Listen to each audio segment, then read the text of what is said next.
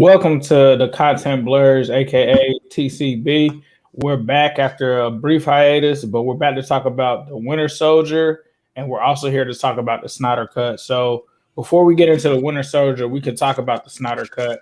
My personal thoughts: I thought it was a much better movie. I think that there was definitely some artistic approach that they took with it being 4-3 that was kind of annoying, honestly. But it's cool. I get what he was trying to do there. I like the revamp of the storyline. We were able to get more information about the Flash, also Cyborg, and then we also just got filled in general, just with the whole meaning of what was going on, how everyone was connected, what was going on with Superman. So for me, it was more of a complete story. It was pretty long, as you guys know. It was like 4 hours long, but I think that it filled it in and it teased a lot, and it kind of showed the direction that Zack Snyder would have went in when we got the bonus scene afterwards, which was supposed to be sometime in the future, where uh, uh, essentially they lost and Superman was turned evil and they had to go against them, and they had the Joker and people like that thrown in there. So I thought it was a dope concept. I thought the story was well put together. It was a little bit long, but I think that it was worth it to see all the extra stuff put in that was changed from the original one. What about UT Will? Yeah, one thing I could definitely agree with you on. It was extremely long. It took me about 2 days to finish it, just with the crazy schedule I had going on at the time. But yeah, I definitely enjoyed it way better. I really feel like Cyborg had a way bigger and more impactful part in this. I almost it was a point in time where I felt like Batman kind of took a step back and was like, you know what, Cyborg, you know what, you make the plan. Like he kind of gave him like the leadership role. So you kind of saw Cyborg take that step. So I thought that was pretty cool to see that dynamic versus the last one. What about you, Delta? All right, so before we get into it, this just came in the mail today. Can y'all see that? What you got though? Yeah. What's that? This is the Sith mantra. It says, "Peace is a lie," and I say that with wholeheartedly because Zack Snyder needs to have no peace when it comes to Warner Brothers. And there is only passion is the next line. There was passion in this film for once, aside from the first one. And then it says, through passion, I gain strength. Oh, the Snyder Cut has all the strength that the first one did not have. And it is ridiculous that it was not put out first, and then he just didn't wait until he had whatever he was going on with in his life to finish so they could have put this out first. They made a lot of money off having both, but content-wise, the first one should have never came out. And it said, through strength, I gain power. Zack Snyder is gaining power by they put a lot of power in his hands by putting this out, because now the community is going to force them to have a Zack Snyder verse in reference to the DC comics. The next one is through power, I gain victory. He has the victory right now, and Warner Brothers is sick right now because they might have to change their entire direction that they were going in. Like that Batman we saw with what's his name, Robert Pattinson, that might not even come out now. I guarantee you that. Nah, I mean, I think it'll still come out, but yeah, I think you made a good point. Like, honestly, they could do that because their whole DC universe is a mess right now. There's not really a lot of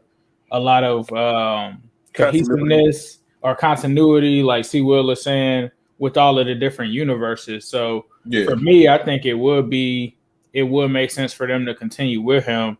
I mean, I know, knowing that his daughter died and stuff like that, I couldn't put a time on how long that would have delayed the process, because that was him losing his daughter. But for them to really give up on him and them to bring in the guy that originally did, I think, the first Avengers and killed the movie was definitely a bad idea. But I honestly, just from an overall standpoint, I think that they rushed it because they were worried about competing with the Avengers and And MCU. they shouldn't. They And they shouldn't have shouldn't. done that. Yeah, And I think. also, I thought the movie's length was perfect. You know, I love long movies. Yeah, I mean, for me, it was cool, but it was just there were some like, and I think they made fun of it on the honest trailers thing where they were talking, or I think who was the guy with all of the spikes? What was his name again? Talking about Steppenwolf. Stephen Wolf. It was like Yeah. him talking to the dude that was like supposed to be in the spot he was supposed to be in before he failed Dark Side. Yeah. Like they just kept having a whole bunch of the repetitive dialogue. So Well, yeah, that too. But at the same time, you get a complete story. Like yeah, I always say this: if a movie is less than 2 hours, it's not a good movie. Like you have some movies that are good, but for the majority, if it's less than 2 hours, it's not good because you can't tell a complete story. A 4 hour movie is you're getting the complete story. You're getting the complete story, and that's all we ever wanted. This is what I'll say to that. Did we though? Because Dark Side never really like came. No, I'm talking about you get a complete story for the idea of the movie. Right. Sometimes you have to chop stuff up. Just like, okay, for example, even though Star Wars is long, Right. like the Attack of the Clones, they started Attack of the Clones at the wrong part of the movie. They should have started where it should have started at was where Obi-Wan get caught by Dooku, and that's where it should have started at. That's where the movie should have started at. And then go on like through the rest of the movie and into the Clone Wars because it's the Attack of the Clones and it's supposed to be about the Clone Wars, but you only see that for 5 seconds. Yeah. Nah, I get it. I think they did a good job. I didn't feel like it dragged on super long, but it still was like T Will is saying, it was like sometimes I had to like pause and come back to it just because I watched it all the way through. Yeah. For me, it was like, all right, I gotta set aside 4 hours to do it. And I mean, I'm not saying that it took away from the movie because I think it definitely filled in a lot of the blanks, and I appreciated it. But that was just the only thing for me was like, even when you talk about Endgame, sometimes I think when you have long movies, it can either be a positive or it can be a negative. Like depending on the movie per se, because say for instance when we talk about Infinity War, right, I think that's like a little runtime over 2 hours, maybe 2.5. That in comparison to Endgame, Infinity War was better to me because you're not sitting there like, all right, when is this gonna like get to the action? Like when you have movies that tend to span like 4 hours like Endgame did, it was like it tried to start off with them finding Thanos and stuff, and then you had to build all of that stuff and wait for what was coming. I thought at that the was end. perfect. I thought it was. It was cool, but I think me personally, I say Infinity War was a better movie because they did a lot with Thanos. This was our first time really meeting him, but you got the dynamic with him and Gamora. You got like kind of the children of Thanos, even though you didn't get super backgrounds on them. You kind of got an idea of where they came from because obviously Thanos was conquering all of these worlds, and then it was like Thanos was like, "I'm coming and I'm getting all of the rings." Like, or not the rings, but the stones immediately. And it was like he kind of hit them and just kept going. It starts at the beginning, and then it's literally like every part he's coming and he's getting another stone here or there. And I'm not saying that it's bad that they didn't do it that way, but that's an example to me where Infinity War, I would give it the edge over Endgame because when you rewatch Endgame, it kind of drags along a long way. It still is fire, but it like takes a while for the action to really get to it. Like when you really think about Endgame, there's not really that much action in it until like the end. Which is fine with me too also. Go ahead. Can I say this? All right, so we had Justice League was what, 4.5 hours? Yeah. All right. So 4 hours. 4 hours and 2 minutes, yeah. All right, so 4 hours and 2 minutes, right? With Falcon and the Winter Soldier, how much screen time is on Falcon and Winter Soldier? About right now, 4 or 5 hours. About 4 hours. Like the whole entire show is gonna be about 4 or 5 hours, right? No. It should be a little more than that. Because the second episode was like an hour and 15 or something. But basically like with it being in that ballpark between 4 and what we'll say 4 to 6 hours, right? Of I screen would time for say that. closer to 7, We'll have to 8. look that up. Yeah, But you get the full story of what they're really trying to tell throughout the whole thing. yeah, Which is why I feel, and this same thing with the WandaVision, like that same approach is like you get like 6-7 hours of screen time. Now you get to tell the full story with the actors that you want to have playing the role, and now you get the full story because it all felt like a full movie. WandaVision, Right. and same thing with Falcon and the Winter Soldier. It feels like a full movie that you're watching every single week. You know what I'm saying? Like, and it's you get to tell the full story because at the end of the day, like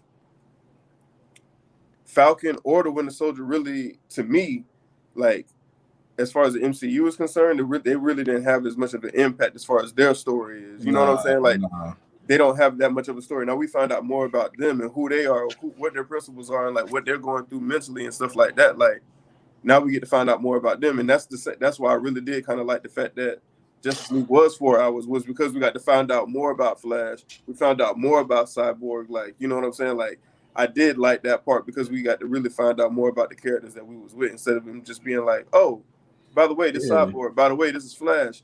Fight bad guy. Like you know what I'm saying? And it truly explains how the mother boxers really got on Earth. Like you know what I'm saying? Like before, it was kind of like, how did they get there again? Like you know what I mean? Like now, and then you get the dark side, then you get the anti-life equation. Like it's so much in there. Like yeah, it was 4 hours. That's a long time. I'm not gonna say it's not a long time, but we got so much information that if left out, like it would end up. I mean, if you're looking for a money standpoint, yeah, you probably could have broke that up into another movie. Like, you know, just that the information that we got, but sometimes they just leave it out. Like, I'm glad that we got that information because it's even like I referenced Star Wars earlier. Like the time between Attack of the Clones and Revenge of the Sith, so much stuff happened in between that time that you don't know if you don't have the Clone Wars cartoon.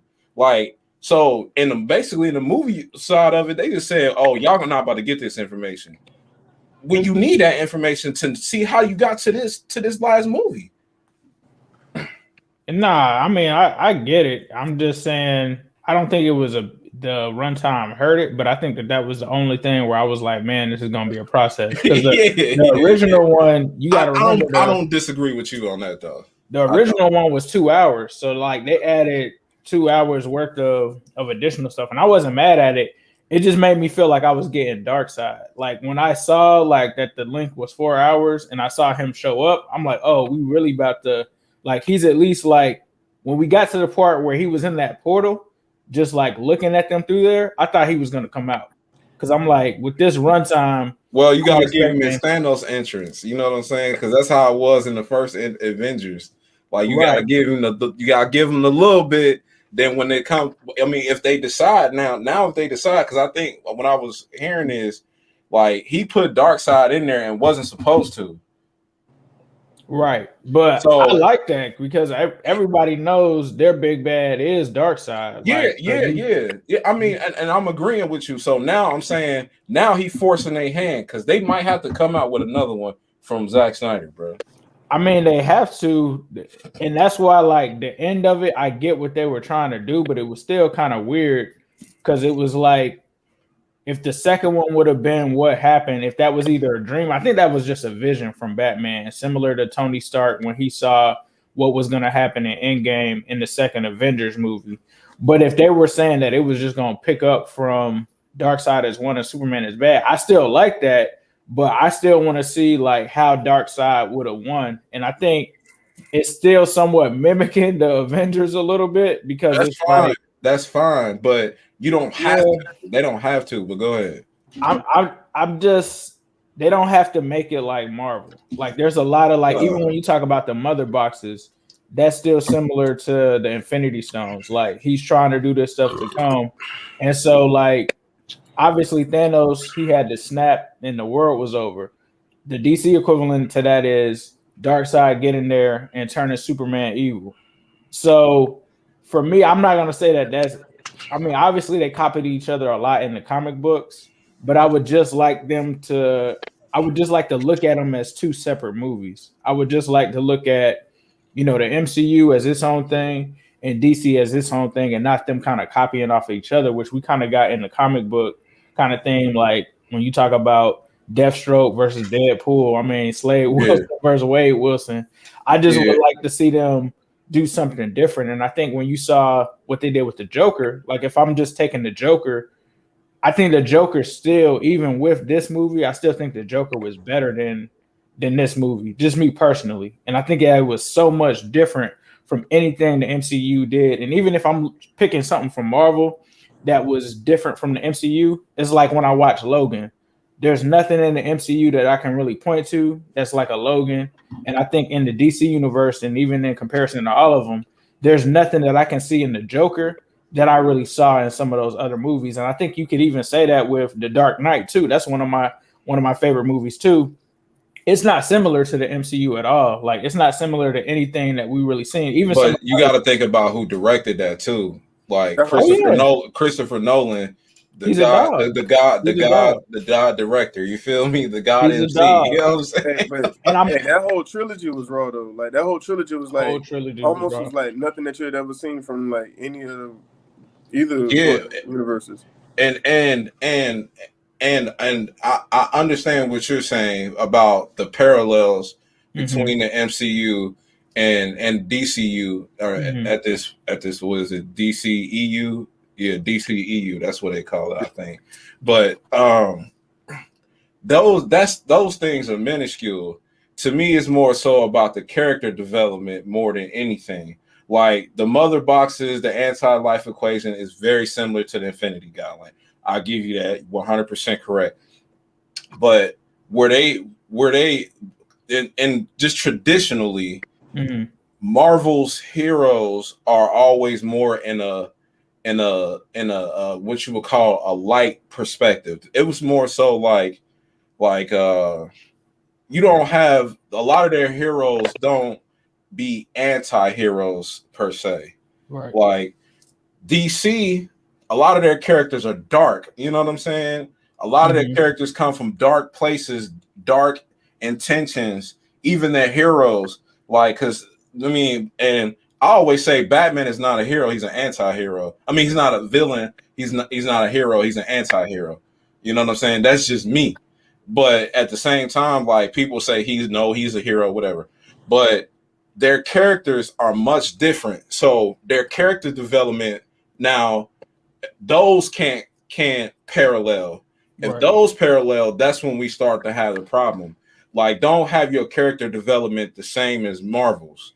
Like, because they're not the same characters. I agree with that. The DCU is darker. I would say overall, though, they definitely have anti-heroes in Marvel. But no, I wasn't saying that. I'm saying, but more of their forefront, like their forefront characters are darker and more I mean, Zack Snyder even made Superman darker. Like that first Man of Steel, it was like, he just took Zod out like that. So I feel it. I just feel like even though it's dark, I think the Joker is even darker, but it still had like, and I think they talked about creating like a dark universe.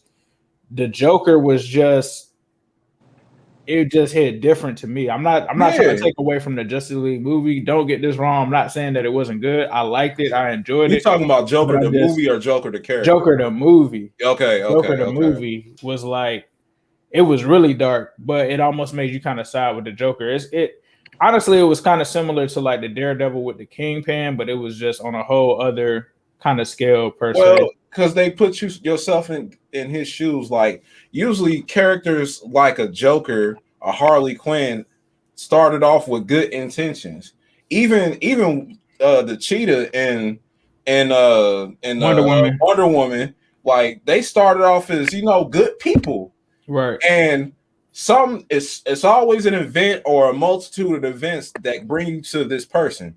So you humanize the character, bring them to this point, and then you see why, and it's like now, like, you're a villain to Batman, but really some bad things didn't just happen to you though. Like, you know Nah, what I'm that's saying? To real. get you to that point. The only other thing I'll say is the one thing that didn't make sense is obviously in the first movie, Batman was trying to stop what basically they hinted at the end. Like that's why he was trying to stop Superman in the first place. Then he kind of came around to being on his side, and then it seemed like he got a vision that event was gonna happen anyway. And yeah, that was cool. But moving on to Falcon and the Winter Soldier, though. See, Will, what were just your thoughts from? I think we got 4 episodes, right? What were your thoughts from those first 4? I really like the balance. Well, first of all, I love the action that they got going on in every episode. I like how they kind of talking about social issues, talking about like pretty much like what is it like to be black in America. They're touching on mental health issues, like with Bucky. He's dealing with PTSD, dealing with grief and depression and stuff like that.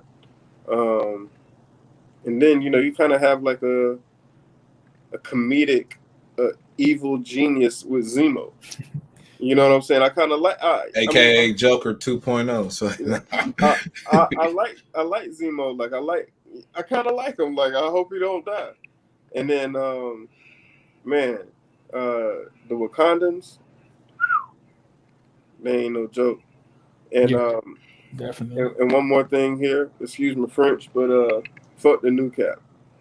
Yeah, nah, I think so. When I first watched it, it was somewhat similar to me, where it started off slow, kind of like WandaVision. Like when we watched the first episode, I was like, all right, cool.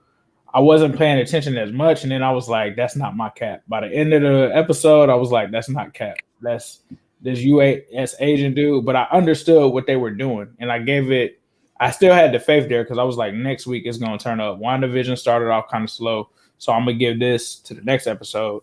Then the next episode, it's like when they were together, the chemistry was like perfect and everything was like, I was more tuned in to what was going on. Obviously, like you said, the US agent, they kind of told his story in terms of where he came from. And we already saw, just like honestly from day one, that there were going to be some hints that US agent could go left pretty much. Like he didn't seem to get along with Bucky or Falcon. He obviously didn't know what he was really doing. The only thing I didn't like is that they really didn't explain his super soldier serum and what was different, because he kind of was like, yeah, it's new and improved now, but it doesn't seem like anything changed because obviously we see where his emotions and stuff are kind of going. So I wanted to hear more from that. I love the villains, I guess I can say, because you can't really, like, Zemo is technically helping them now, but we know that he's can't be trusted. And then they have kind of like this new age terrorist that's based on the blip that want to restore basically Thanos. They're kind of like an offspring of Thanos supporters, which is kind of dope to see, and to see their perspective of coming back. Like they really want it back to how it was before the blip, was just something I think we've never seen so far in the MCU. And then I also like you touched on the social diversity impact of it, like the fact that Falcon wasn't chosen simply to hold the shield because he was black, and the fact that they had to find somebody like that. And then you even talk about the older super soldier that they found, and they talk about how differently he was treated, and he, kind of felt some type of way, and it's like, look how they treated me. And then you get the scene right after that where Falcon steps out and an officer is like, get down. And then they're like, that this dude is an Avenger, right? So it's like, even if you are an Avenger, you're still a black man in America. It doesn't matter what you did for the country. You saved them from the Avengers, but you're still a black man in this country. And I also thought it was dope that they also pointed to, what are you, Black Falcon? And he was like, why do you have to put black in front of Falcon? Like, what are you, black kid? Right, what are you, black kid? So I love those little things that they put in there. I also love the fact that we get, like Delta said, the part of Bucky in terms of him feeling upset about everything that he's been through and the trauma that he's been through, and trying to break through that and get used to life now that he's not controlled by the Winter Soldier book. And I think that scene that they showed in the last episode where she was reading the phrase and he was just crying because he was remembering every single thing that happened when he wasn't in control. And then for her to finish it and for nothing to happen, you see him immediately start to smile because it's like the shackles are off and I'm free from this. And I also love how they went back and explained, what happened when he was the White Wolf in Wakanda. I think that was dope too. Bringing Wakanda in was just fire because honestly, I wasn't expecting that. I literally that threw me off when I heard the music. I was like, ah. Hey, do y'all think that do you think that they're gonna touch on T'Challa? Not here. I don't think they will here. I don't think they will here. It's gonna happen in the Loki series though. And the fact that they showed up made perfect sense because at first I didn't realize it. And my wife was like, because I rewatched the MCU with her so that she could get hip to everything. And she was like, nah, they here for Zemo. Like, didn't Zemo kill T'Chaka? And I was like, dang, he did kill T'Chaka. I was like, all right. So that made sense why as soon as he, popped up, she was like, nah, we about to do that. But I think U.S. agent, like T. Will said, don't like him.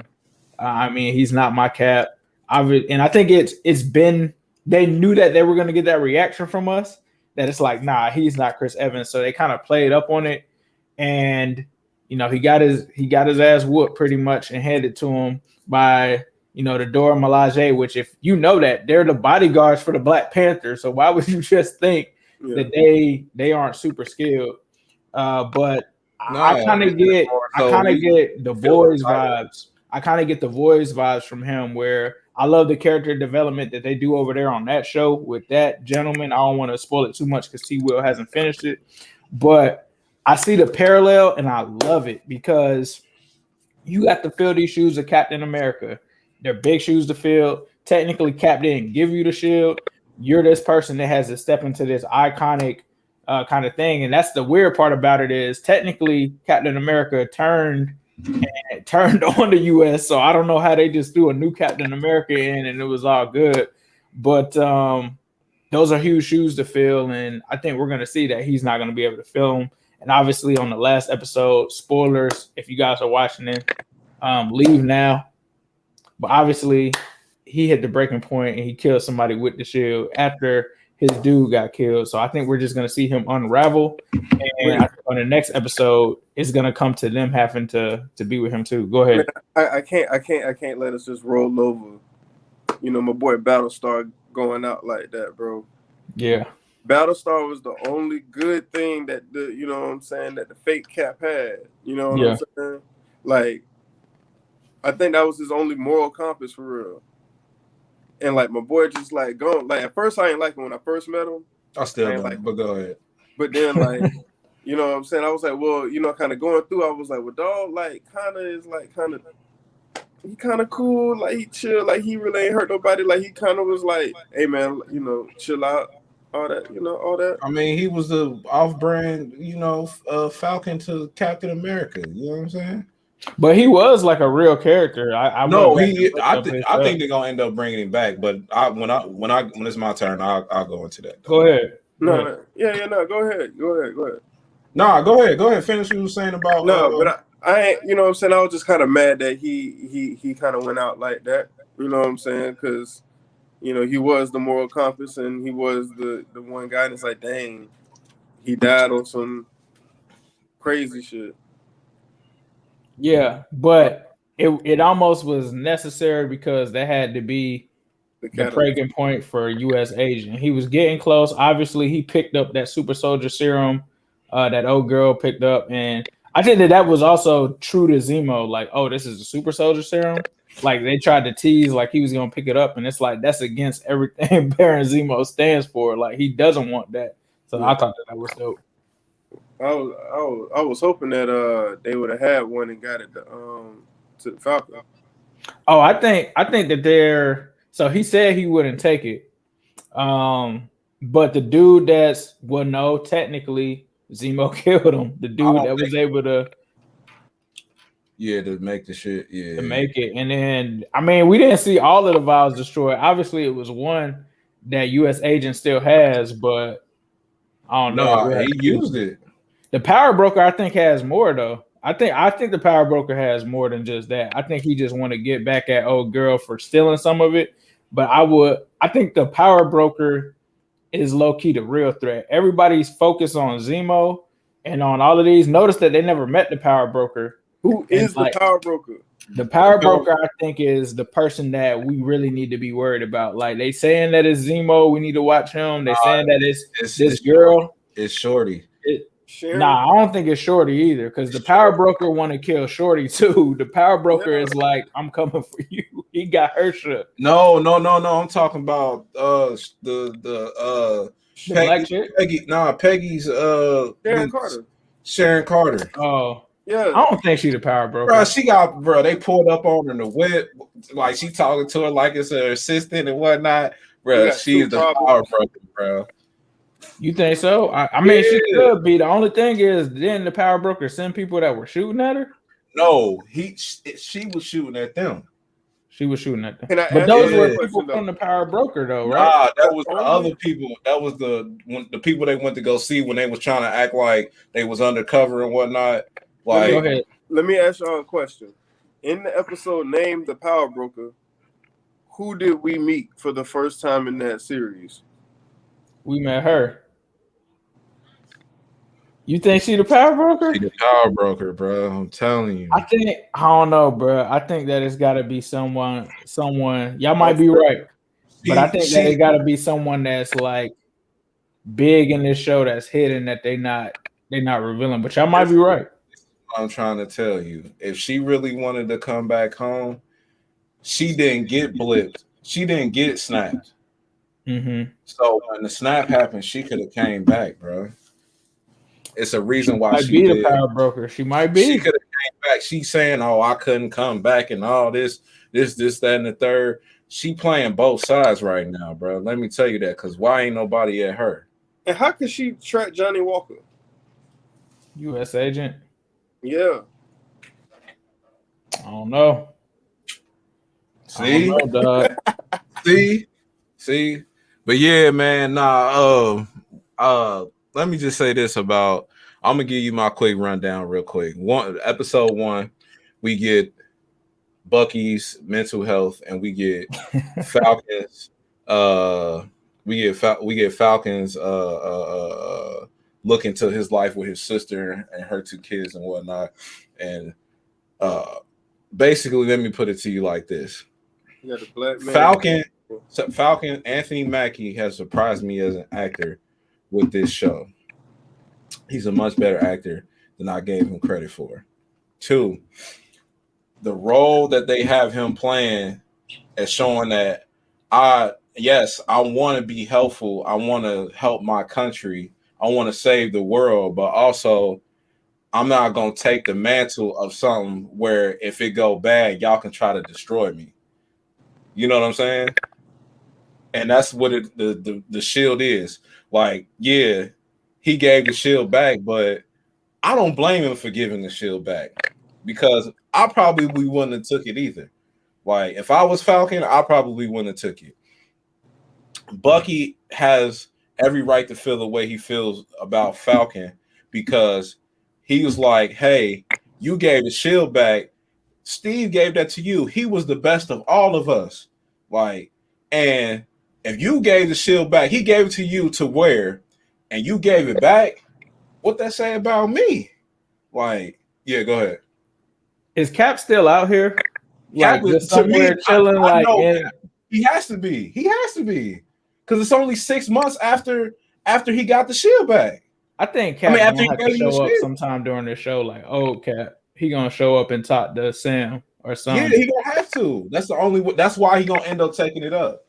In my opinion, that's why he gonna feel like. In my opinion, that's why when he's gonna finally be like, all right, I'm taking the shield back. Even the killing of the dude by U.S. agent is not gonna be the reason he take it back.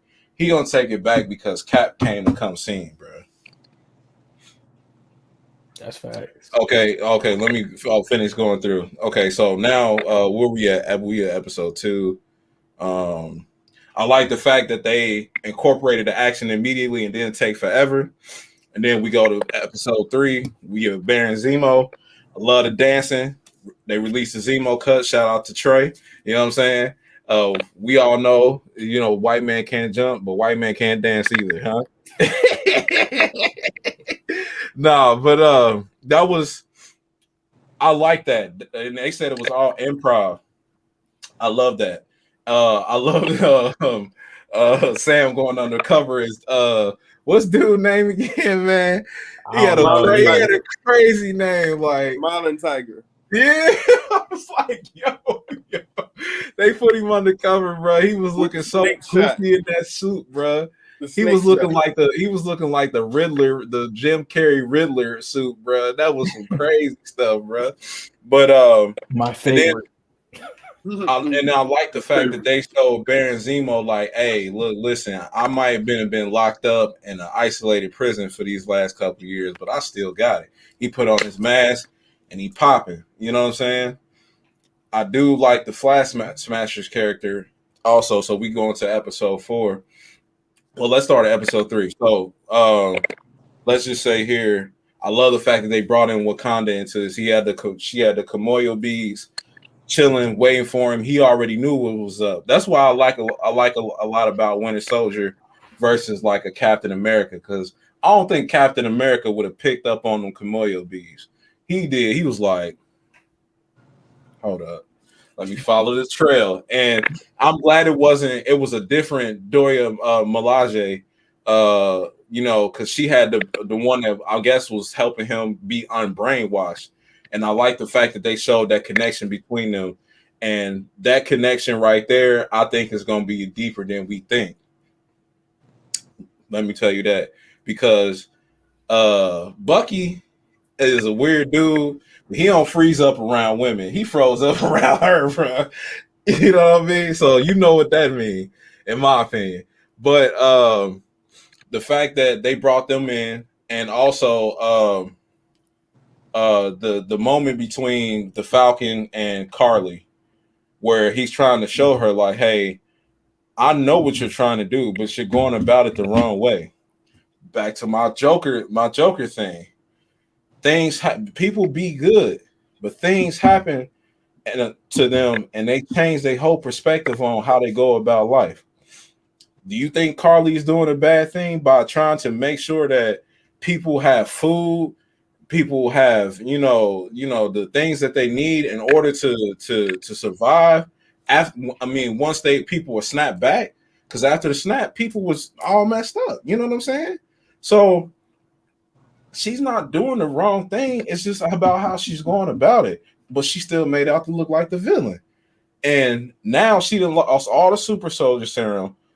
Her carrying around, messing around, not doing what she should have already did was destroy. Once she made the 12 soldiers, she should have just got rid of the other ones, right? Now, U.S. agent got the serum. He get the serum, he kills somebody. Come on, man. Did he already take it? He already took it. That's why he was able to jump out the window and landed on the car like he won nothing. With the superhero landing. You know what I'm saying? Like superhero landing. With the, you know what I mean? Superhero landing. Yeah. Remember he threw the shield and that bit went straight through the column. Well, also you gotta think about this.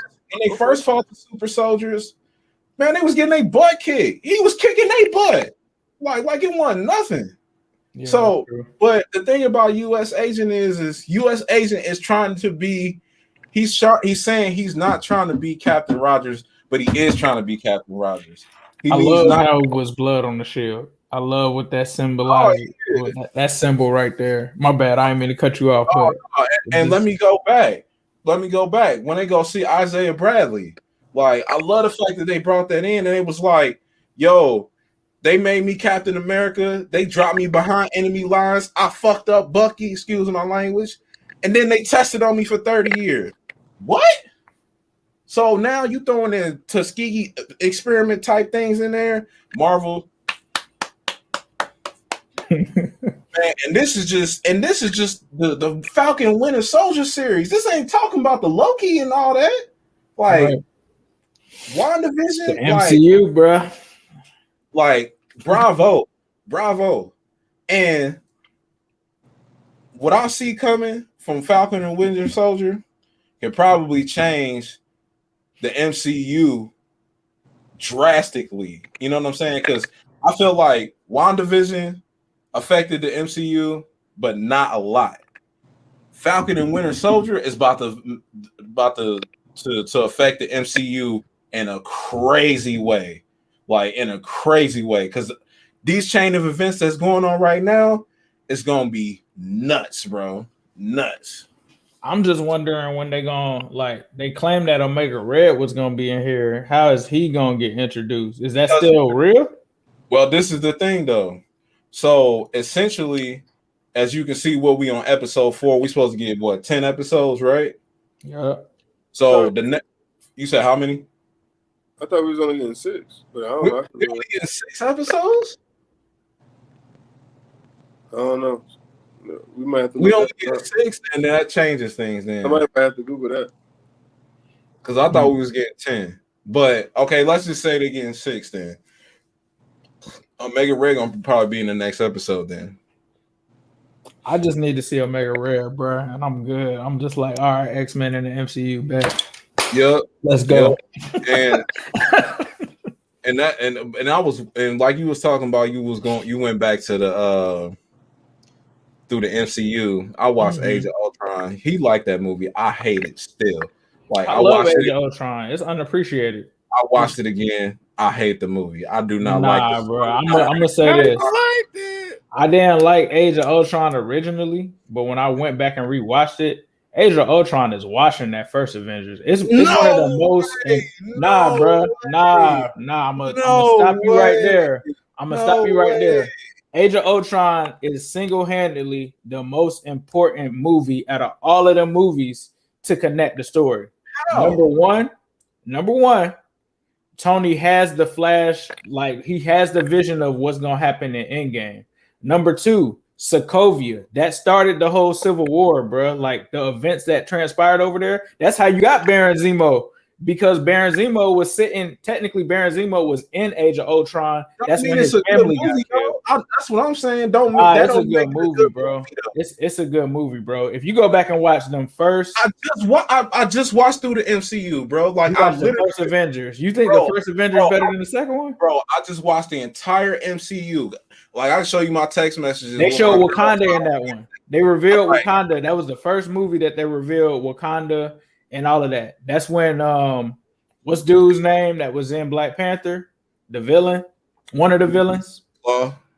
Claw was in that. Like, bro, when you go back and rewatch it, I'm not. No. You're not getting what I'm saying. The information is needed, and this we was talking on the phone before about this. Bruh, they had everything in that movie. But no, I'm saying this to say the information was not my problem. The movie itself was the problem. I felt like they could have told that way better. That's just me. I don't like the movie. I don't. I mean, the information was good. The information is what we needed. But like I said, okay, for example, you don't think that was better than Iron Man 2? You don't think it was better than Iron Man 2? I never said that. You don't think it was better than the first Avengers? It's definitely not better than the first Avengers. Bro.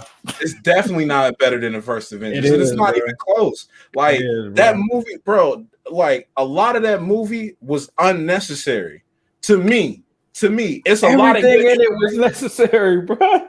Everything inside of the Age of Ultron was necessary. It set the whole foundation for everything that happened, like to Infinity War and all of that. Black Panther, Civil War, Endgame. It literally set the floor for all of it, bro.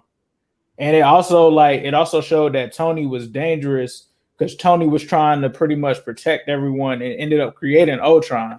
Yeah, exactly. And I'm not disputing that. I just said it's not a good movie. The way the story was told, I have to disagree, bro. The way the story was told was not good. I thought it was great. I thought the way that they told it, the way that it weaved everything in, I thought it was great. I didn't like it. I'm just saying that's just me though. Right. It's me.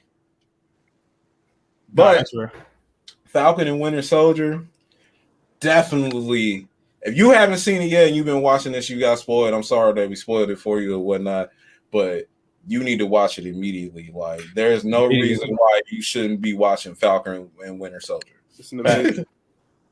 All right. Well, we appreciate y'all for tuning in. That has been the Content Blurs. Please be sure to subscribe. We'll be back next week to talk possibly more Falcon and Winter Soldier and anything that's pretty much anime, comic, or I'm down in the entertainment comment based. section. Especially with Mortal Kombat coming too, we definitely got to talk about that. So, and we're gonna do a watch party for Black Widow. Yeah, we're gonna have to see about that though, because the terms of YouTube, we got to make sure that we can. Well, we can't show them. We can't show them the screen, but we can, record our reaction though, so they'll be able to see. Yeah, we'll give you guys a reaction to us after the watch party for sure. But this has been the Content Blurs, and make sure you hit that subscribe button.